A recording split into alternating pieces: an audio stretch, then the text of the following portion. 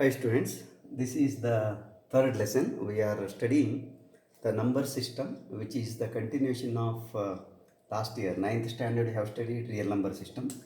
And let me once again recall what we have done in the last year. That is, you take real number system, real numbers denoted by R. And this real number is divided into two sets, actually subsets. One is Q, which is called rational,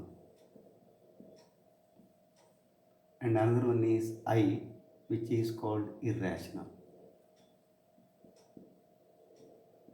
Now let me recall what we have done so that we will be more comfortable when we proceed. If you consider, this is what we argued last year, if you consider a number line, for example 1, 2, 3 like this side, and -1, -2, etc. So all these number line points can be filled by one type of number, they are called rationals. For example, you see in between 0 and 1 by 2 is there. Divide this into two parts. This middle one is called 1 by 2, is represented by number 1 by 2. Even that 0 and 1 by 2 can be divided further, 1 by 3, 1 by 4 like that. There are many points here in between which you can fill by the rationals. Those numbers are called rationals, including integers also.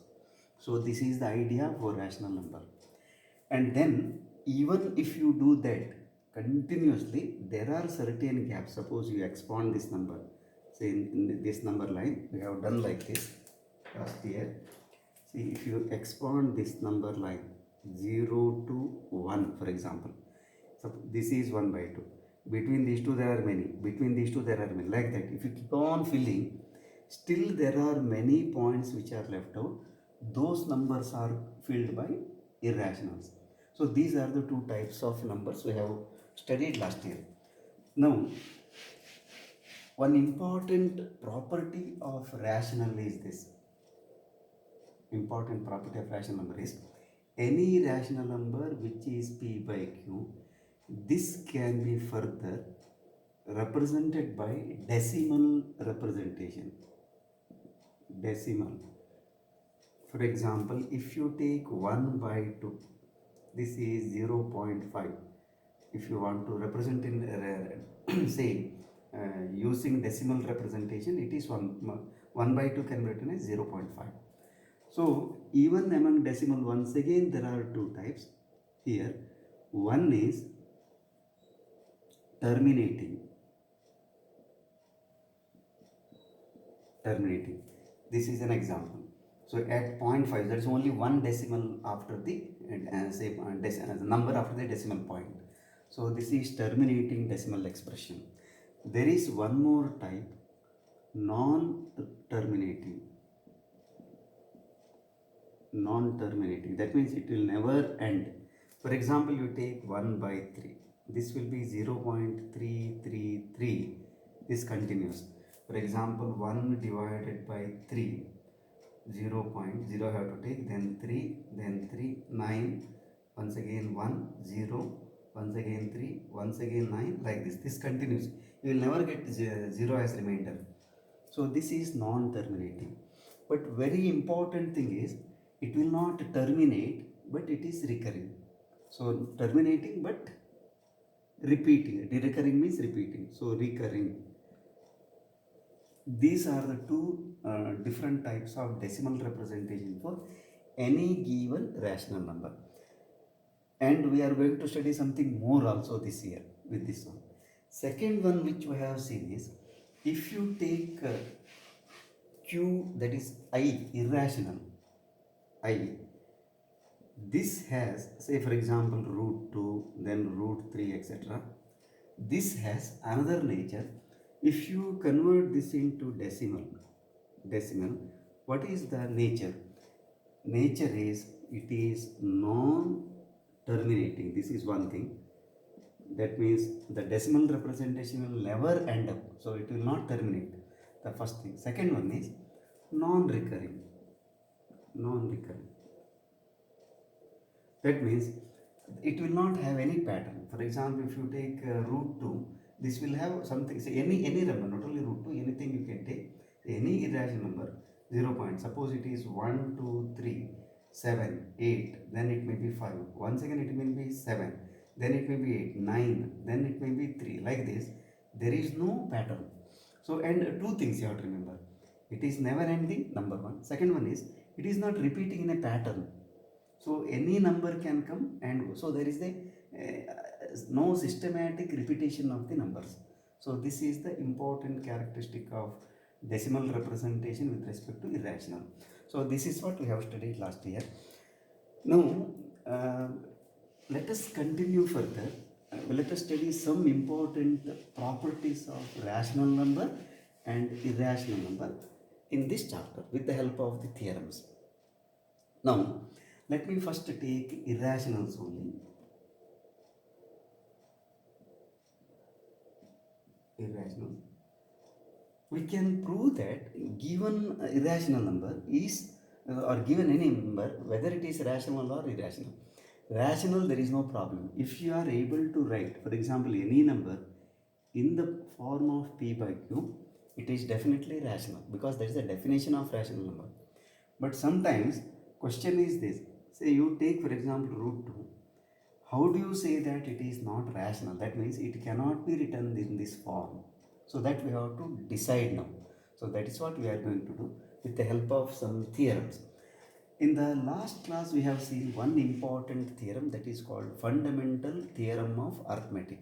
What it says is, any composite number can be expressed as product of prime p1, p2, etc. This is the theorem. With the help of this theorem and some more theorem, we can study the nature of rationals and irrationals. Now, therefore, first, the idea is this: I want to show that root 2 is an irrational number. That we have to prove. Before proving this, let me state one more theorem. The theorem is this. Today's first theorem is this. If a prime number p divides a square, that means any other number a square, then p divides a also. So this is the important theorem actually.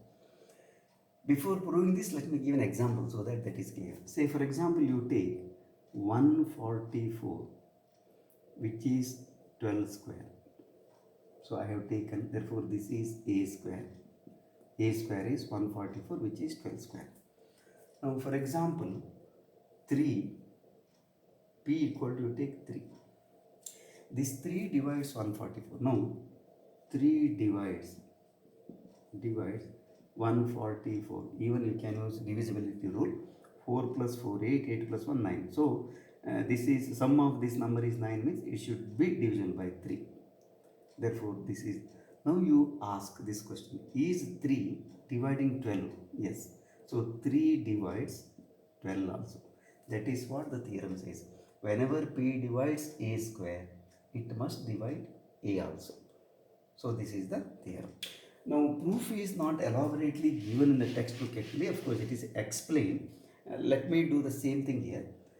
See, we have to prove this one in general. Therefore what we can do is, let us take for example a, any given number. Suppose it is a composite number. What should happen is, say a, any number a which is not prime, if it is composite, can be written as p1, p2, p3, pn. Suppose there is no repetition, then p1, p2, p3, pn, where what is the condition? p1, p2, p3, pn are all prime numbers. Now therefore a square will be equal to p1 square, p2 square, p3 square, etc., pn square. So you have to listen carefully. A square is this one. Now what is the given theorem? P divides a square. So now P divides a square implies See, whenever p divides a square, it must divide at least one of these factors. So this implies, let us say, it divides p1 square, suppose, because at least one factor it should divide. So now, whenever a square, when p divides a square, this implies, actually I should write, so p divides a p1 square, p1 square. Now, whenever p divides p1 square, this implies p divides p1 into p1. Either this or both are one and the same.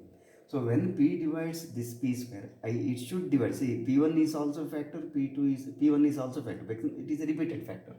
So this implies p divides p1. It should divide p1. So what does it imply? P divides p1 means, so p should divide this. So this implies p divides a also. So this is the proof. Now with the help of this proof, we can show that root 2 is irrational, root 3 is irrational. There are many irrationals which can be shown that it is an irrational number. That means it cannot be written in the form of p by q. So let us prove the first one. So the first example is this. Example is show that root 2 is not rational. Not rational. See, this type of proof is also called proof by contradiction. Proof by contradiction. Now, you have to understand this concept like this. Suppose root 2 is a given number. What are the possibilities it can have? One is either rational, not rational. Either it should be rational or it should be rational. Now what we have to show that root 2 is not rational. That means we have to show that it is irrational. Both are one and the same, irrational. So what I do now is, let me assume that root 2 is a rational number first. If it is not true, then it should be irrational. That is the idea. Now therefore the proof is like this. That's why this proof is actually called in mathematics proof by contradiction. Now let us say, suppose root 2 is rational. Whenever it is not irrational, it has to be rational. So this is rational. The moment I say root 2 is rational, this must imply root 2 must be equal to p by q. Root 2 must be equal to p by q for some p and q. And once again, whenever you write p by q, suppose p and where, or we can write this way, where p and q have no common factor. See, this is very important, common factor. Now you may ask, sir, if suppose p and q are having common factor, what you can do? Cancel them. For example, you see, 1 by 2 can be written as 3 by 6 also. But this 3 by 6 can be cancelled. 3 into 1, 2 into 3. This 3 and this 3 can be cancelled. Least form is 1 by 2. Suppose you say 3 by 5. Instead of 3 by 5, I can also write 9 by 15. But this, what I can do is 3 into 3 divided by 3 into 5. So these two I can cancel. So that is, so any given rational number p by q can be written in the least form. This is called the least form.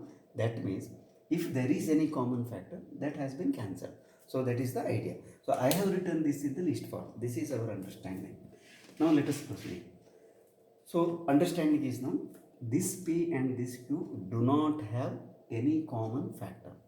Now what I do is squaring we get 2 equal to p square by q square. Therefore cross multiply, p square can be written as 2q square. 2q square.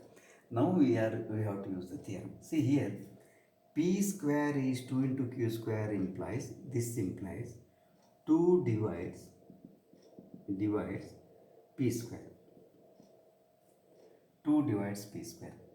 Because 2 is a factor of this number implies this 2 should divide this one. So this implies by theorem, whenever a prime number divides P square, it should divides P also. That was the theorem. So this is one thing. Let me stop here actually for the time being. Now look here, 2 divides P. Therefore what we can do is, here we can say, therefore P can be written as 2m. Whenever 2 divides P can be written as 2m. Therefore what we will do is here, therefore here we can say 2 equal to 2p. Instead of that I can write 2m whole square divided by q square.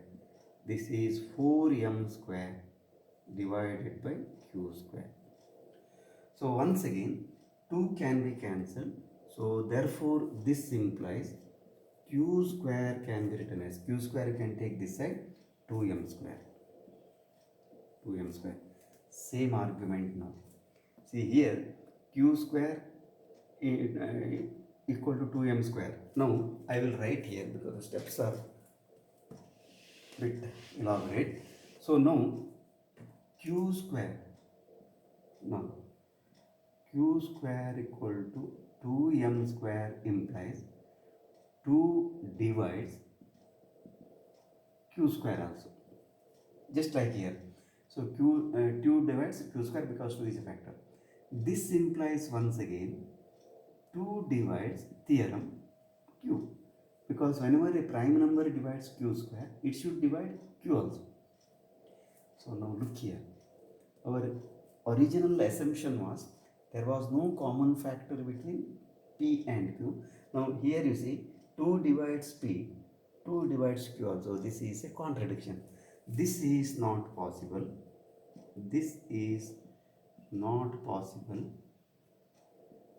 Because what is the reason? P and q do not have common factor. That was our assumption because I have cancelled it. So possible as P and Q have no common factor. This implies actually root 2 cannot be written in P by Q form. This implies root 2. See, when root 2 cannot be written P by Q form, what should happen? Root 2 is irrational because of the definition, irrational. So this is the proof. Similarly, we can also prove root 3. Let me also show that one so that it is clear. Of course, in the second proof, I need not explain this much. I can directly write the steps. Let us take next. Say root 3 is irrational. Root 3 is irrational. Root 3. Same argument. Suppose root 3 is rational. This implies the moment you say a number is rational, root 3 must be equal to P by Q. So but we have to write now here where P and Q do not have common factor, or it is written in the list form. And even if it is there, after simplification only you are writing P by Q. That is understanding. Now, so what you have to write is root 3 equal to P by Q implies 3 squaring this one. 3 must be equal to P square by Q square. So square this side, it is 3. Square this side, it becomes P square by Q square. Therefore, P square will be equal to 3Q square. So cross multiplying here. This implies, now look here, p square is written as 3 into q square. This is also an integer, this is also an integer, yeah, of course integer square. So this must be divisible by 3. This implies 3 divides p square. So this simplifies by the previous theorem. If 3 divides a square number, it should divide its square root also, that is p also. So 3 divides p. Therefore what we can do is, p can be written as before 3m. Whenever a number is divisible by 3, it can be written as 3 into m. So what we do is, so here you have to substitute. Anywhere you can substitute, here or so here also. So here also you can substitute. Therefore p square. Therefore 3m square equal to 3q square. This implies, this becomes 9, here 3. So 3m square equal to q square. So same argument now. Q square equal to, now q square equal to 3m square implies 3 must be a factor of q square. That means what? 3 divides q square. So 3 divides q square. This implies 3 divides q. I will underline here. 3 divides p because of the theorem. And 3 divides p. So our assumption is p and q do not have common factor, but now it says 3 is the common factor, which is a contradiction. Now once again we have to write, this is not possible. This is not possible because, so this is not possible as p and q do not have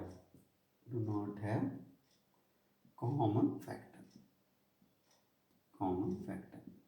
So this implies root 3 is not rational. So, or it cannot be written as p by q form or in p by q form. So this implies what? If a number cannot be written in p by q form, then root 3 is irrational. So this implies root 3 is irrational. So this is the proof. So we have taken 2 examples. Same way you can also prove, say, root 5 irrational. So there what happens is, it will be divisible by 5. If it is root 7 square it, then it is p square by q square. Once again it is divisible by 7, like that. So both p will be divisible by 7 and q will be divisible by 7. Like that you can prove for any given irrational. Now let us take another one, which is mixed one. For example, in your textbook this example is given. Say, show that, this is the third example, show that say 5 minus, anything you can take, 5 minus root 3 is irrational. You can do this by 2 methods actually. Let me show the textbook method only, because that is very direct actually. Let us say that this is rational once again. Now suppose 5 minus root 3 is rational. So what should happen? This must imply 5 minus root 3 must be equal to p by q. If it is a rational number, it should be written in the p by q form. This implies minus root 3 must be equal to p by q minus 5. P by q minus 5. And remember, p and q both must be integers. Of course 5 is an integer. Or root 3 must be equal to, you can change the sign, 5 minus p by q. So now we are having a very peculiar situation. Already we know that root 3 is a irrational number, 5 is a rational number, p by q is a rational number, difference of two rational number is a rational number. So this is a rational number. Now is it possible to write an irrational number equal to rational number? No, because they are belonging to two different sets. Whenever a number is rational, it cannot be irrational. Whenever a number is irrational, it cannot be rational. So this is not possible. This is not possible because as 5 minus p by q is rational, and we have already seen root 3 is irrational, and root 3 is irrational.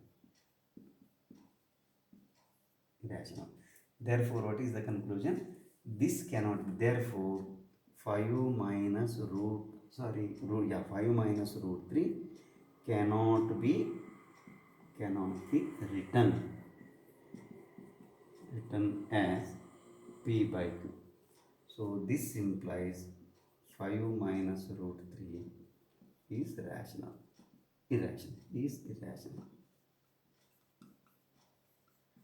So this gives you a very important result. Any rational number minus a irrational number is always irrational. But this is not the case. You should be careful. See, you take any rational number, that is the rational number, plus or minus any irrational number, this is always going to be irrational number only, remember. But if you take one irrational number and plus or minus another irrational number, there is no guarantee that it should be irrational. It can be rational also. I will show you one example. Say for example, 5 plus, there are many interesting things. 5 plus root 3, this is irrational. 5 minus root 3 is also irrational by the same argument. But when you add them, what happens? 10. But this 10 is rational. Therefore, when you operate on irrational number, you may get irrational number, or sometimes you may get rational also. But this is not the case with rational number. You add any two rational, you always get rational only. And when you multiply also, divide also. So this is another important property of rational number. And similarly, you see there are many examples show that 3 root 3 is irrational. You can prove this. This is also proved in class exam textbook. 3 root 3 equal to, you can say this way also. So very simple is this. Suppose this is p by q. Then what happens is root 3 will be equal to p by 3q. Normally you can say this is not possible because this is rational. P is an integer, q is an integer, 3 is an integer. Suppose p divides 3, you can simply write this as m by n. So, but root 3 is irrational, which cannot be done. This is one method, using those properties only. Otherwise, directly we can prove like this. See, suppose first you assume this one, square this. So what happens? This becomes 27 is p square by q square. Same thing. Then you can say p square equal to 27 into q square. 27 can be written as 3 cube into q square. So this is divisible by 3. Then you can also show that this is also divisible by 3. Then once this is divisible by 3, p is divisible by 3. This is divisible by 3, q is divisible by 3. So this is having a common factor 3, which is not possible. So that is a contradiction. Like that you can prove. So once you know the method, it is up to you. You can use either previous result or you can do it independently. So this is how we can prove rational and irrational. In the next class, probably that will be the last theoretical class, that is main lesson. What we are going to study is, once again we are revisiting rationals. There are many interesting, I'm just giving you a connection, rational number, so that you should be prepared to receive the next lesson also. See, any rational number, I told you already, one is recurring decimal expression, this is one thing. Another one is terminating. And given a number, we can decide whether it is terminating or recurring based on certain other theorems that we shall study in the next class. Let me just end up with this one. See, recurring means, for example, it's 1 by 5. I already told this is 0.2. 0, of course, you don't write 0 actually here. Even if you write also, it is okay. So this is terminating. Sometimes I say, for example, 1 by 3. I have already made a mention of this one. This is 0.333. This is non-terminating. So these are the two types of rational numbers. Once again, rational numbers among them can be divided into two categories: terminating, recurring, one type. Another one is terminating, one type. Another one is recurring, another type. Recurring means they are not terminating but repeating. So these are the two types of expressions. Let us study them, and with that, actually, the study of real number system will be complete. As I told you already, I have to take the supplementary lesson wherein we have to discuss the questions given in the exercise and some worked out problems also. And there are some very difficult worked out problem given in the beginning. Those things also let me take. If you have subscribed, please watch all the lessons in the same sequence so that it will be easy for you to understand the lesson. If not, please subscribe and share with your friends. Let us meet in the next lesson, that is main lesson 4, so that we will be able to complete the entire theory. Then we shall take a supplementary lesson where we will discuss only problems. For problems, of course, you should be thorough with all the theorems and you should be having an understanding of those things, how it can be used in proving the result. So let us meet next class. Till then, bye. Take care.